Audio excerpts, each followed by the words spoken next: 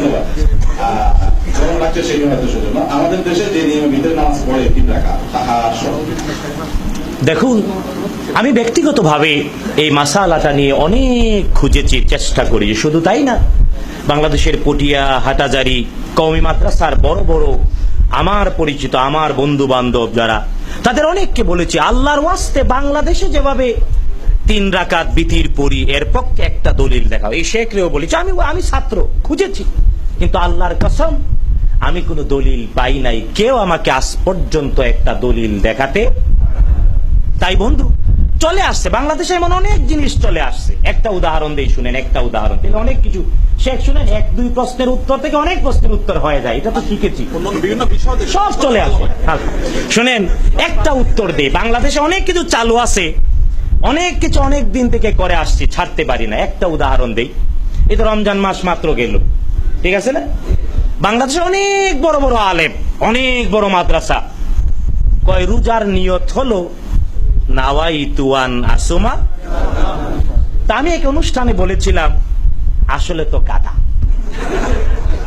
বিশ্বাস করেন, আমার বিরুদ্ধে কত অভিযোগ, আমার হুজুরের জাফি সাহেবের কাছে বিচার, উনি গাধা কইল।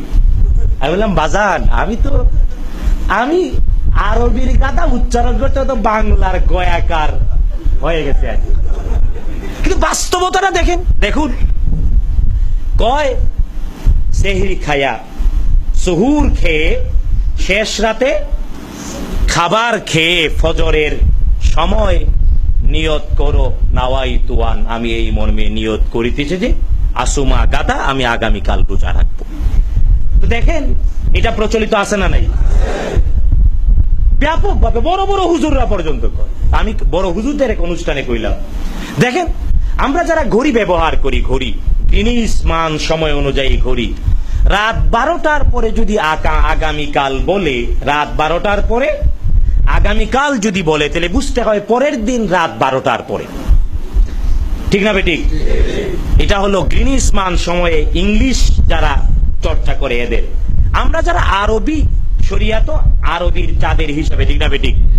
শরিয়তে সূর্যাস্ত যাওয়ার সাথে সাথে আজ শুরু হয়ে যায়, ঠিক না বেঠিক? যে কারণে আগামীকালের, আগামী দিনের বেলায় রোজা রাখবো। তারাবি পড়ছি রোজার কখন? এশার নামাজে, ঠিক না বেঠিক? সূর্যাস্ত যাওয়ার সাথে সাথে রাত আগে, দিন পরে, চাঁদের হিসাবে। তো শরীয়তের হিসাবে আগে রাত, তারপরে দিন। তো রাত ফজরের আগে বলতেছে আগামীকাল আমি এই মর্মে নিয়ত করিতেছি যে আমি আগামীকাল রোজা রাখবো। সে গাদা না, আর কি বলা উচিত? আরে ভাই, আমি কি বুঝাতে পারছি? গাদারও তো একটা সম্মান আছে, আমি সম্মান আছে না নাই? আমি দলিল দিলাম কোরআন আল কারীম থেকে। আল্লাহ তাআলা বনি ইসরাইলের উদাহরণ দিতে এগুলো বলেছেন, মাসালুল্লাযীনা হুম্মিলুত তাওরাতা সুম্মা লাম ইয়াহমিলুহা কামাসালিল, কে বলেছেন? হিমার, গাদা। তো আসলে বাংলাদেশে আমরা অনেক দিন থেকে গাদা আছি না নাই? আরে ভাই, আমি কি বুঝাতে পেরেছি? এটা হিংসা নয়, দুঃখ কষ্ট নিয়ে বলছি। তো অনেক দিন থেকে চর্চা করছি, এমন অনেক জিনিস বাংলাদেশে আছে যে আমরা গাদার হালতে চর্চা করছি। মানুষ হওয়া উচিত। রাগ করেন না, কেউ রাগ করেন না, মজা করলাম আর কি। আপনারা রাগ করেন নাই তো? আপনারা হারামাইন শরীফাইনের দেশে রয়েছেন, ইবাদতটা বিশুদ্ধ করার চেষ্টা করুন। রাজি আছে? আর বিশুদ্ধ ইবাদত, আমি অনেক চেষ্টা করছি, বিশ্বাস করে। আমার মসজিদ, আমি যে সুবহানবাগ মসজিদে, আমি এখনো 100% অনেক কিছু করতে পারিনি, চেষ্টা করে যাচ্ছি। বুঝতে পেরেছি? কারণ মানুষের সংখ্যা কম, গাদার সংখ্যা কি? সত্যি বিশ্বাস হয়? আসুন না, সকল গাদারা মানুষ হোক। আল্লাহ তাআলা আমাদের সবাইকে মানুষ বলে কবুল করুন, বলেন আমিন। আরো জোরে বলেন আমিন।